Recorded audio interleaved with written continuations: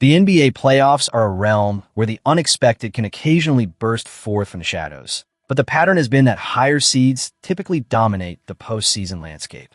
We've seen the rare 7th or 8th seed shock the world, like Denver's Dikembe Mutombo celebrating after a stunning upset, or the Miami Heat's own Jimmy Butler leading last year's audacious first-round ambush against the top-seeded Bucks.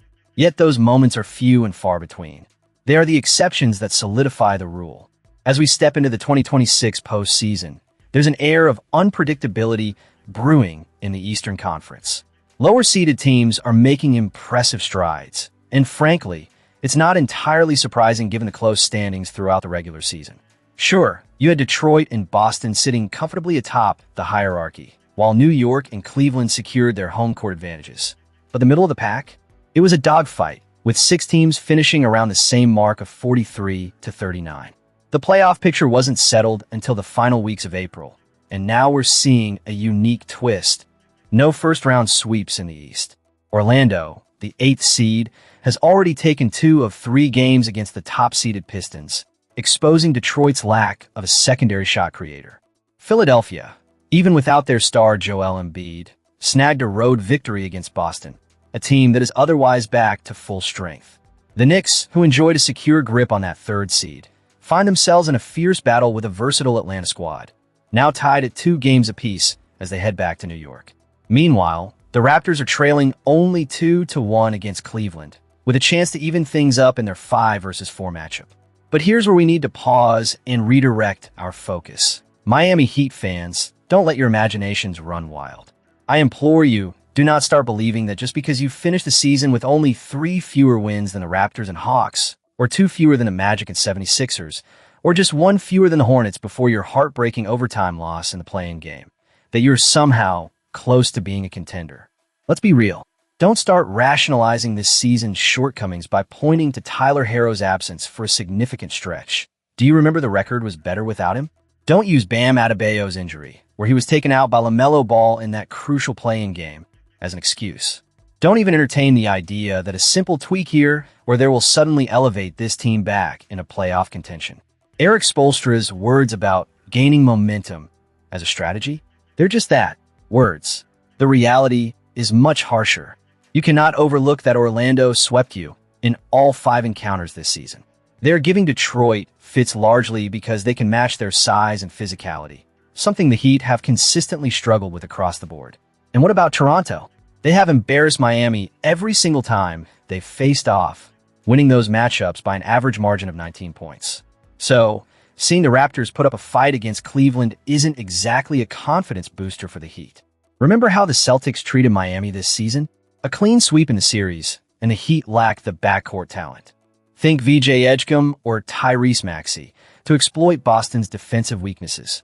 Let's face it, while there are some promising pieces on this Heat roster, players that can contribute to a winning culture, the stark truth is that the only Miami player who would crack the starting lineup of every current Eastern Conference playoff team is Bam Adebayo. And even then, he wouldn't necessarily be the go-to scorer on most of those teams. Yes, he dazzled us with an 83-point night, but that's not the everyday reality. You are not close to contention, Miami. And let's not kid ourselves. The teams in your rearview mirror, particularly a retooling Indiana squad, are closer than they might appear. This brings us to a pivotal moment. With Heat President Pat Riley set to deliver his annual end-of-season address and press conference on Monday, we need to underscore what has been the standard of Heat basketball during his storied tenure. It's not about lamenting what might have been if only some breaks had gone your way. No, the ethos of this franchise has always been about making your own breaks and breaking into contention with top-end talent. So, Heat fans, let's not be fooled into complacency. It's time to get serious about rebuilding and ensuring this team is feared once again in the league. As we transition to our next segment, let's consider what moves could be on the horizon. Will the Heat shake things up this offseason? What are the potential trades or acquisitions that could redefine this roster? We'll dive deeper into that next. Pat Riley is set to take the stage tomorrow, and with the 2026 NBA draft looming just under 2 months away, the anticipation is palpable. The Miami Heat fan base is buzzing with speculation, particularly regarding potential trades and the team's draft strategy. This is a critical point in the offseason, as teams across the league refine their scouting reports and assemble their big boards. For the Heat, the focus will be on identifying prospects who align with their vision and bolster their roster. With the 13th overall pick, it's time to dive into the priority positions and dissect how Miami will approach this pivotal moment. First things first, let's eliminate the positions that are unlikely to be targeted in the first round. Centers and power forwards? Forget about it. With Bam Adebayo firmly established as the centerpiece and the presence of Kel'el Ware, the Heat are unlikely to look for another big man unless a top-tier prospect unexpectedly falls into their lap. The chances of that happening are slim, so expect to see fewer bigs ranked high on Miami's draft board. Now, onto the priority positions. The Heat are in dire need of a two-way playmaker who possesses size, can create their own shot, and is capable of stretching the floor with solid outside shooting. This could come in the form of a wing or a guard. And while Miami has some talent in those areas, they lack that true difference maker. Therefore, point guard, shooting guard, and small forward are at the top of the list for Miami's draft strategy. Dybantsa from BYU stands out as a potential home run pick. At 6 feet 9 inches and 210 pounds, his athleticism and scoring ability make him an enticing option. While his three-point shooting needs improvement, the fundamentals are there for a player who could become a 3-level scorer in the NBA. If he can develop his defensive game further, he could be exactly the kind of player the Heat need to elevate their roster. Caleb Wilson from UNC is another name that could force Miami's hand if he's still available at 13. His blend of athleticism and a competitive mindset aligns perfectly with the Heat culture. Wilson has shown improvement throughout his freshman season, particularly with his footwork and scoring versatility. Pairing him with Bam Adebayo would create significant mismatches for opposing defenses night in and night out.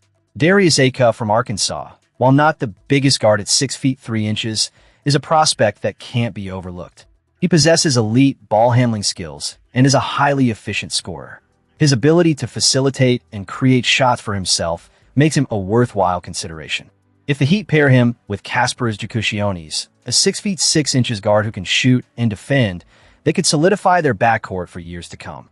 Darren Peterson from Kansas has faced a share of challenges, but if he slides to Miami at 13, the Heat might take that risk. Despite a rocky freshman season filled with injuries, his two-way talent is undeniable. The potential is there for him to become a standout player in the NBA. Then there's Cameron Boozer from Duke, who should not be passed up if he's still on the board. While he might not be the franchise player, he brings a level of skill and presence that could elevate the entire lineup, potentially making him a valuable asset for years to come. As we continue down the list, Kingston Flemings, Bradian Burries, and Mikel Brown Jr. all present intriguing possibilities. Each has their own strengths, whether it's athleticism, shooting, or playmaking ability. The Heat could benefit from any of these players, depending on how their draft board shapes up. Miami also values experience, so players like Yaxel Lindeborg and Joshua Jefferson could be on their radar. Lindeborg's versatility and ability to fit into various roles make him a perfect candidate for a franchise that prioritizes winning now. Meanwhile, Jefferson's experience and skill set could provide immediate contributions.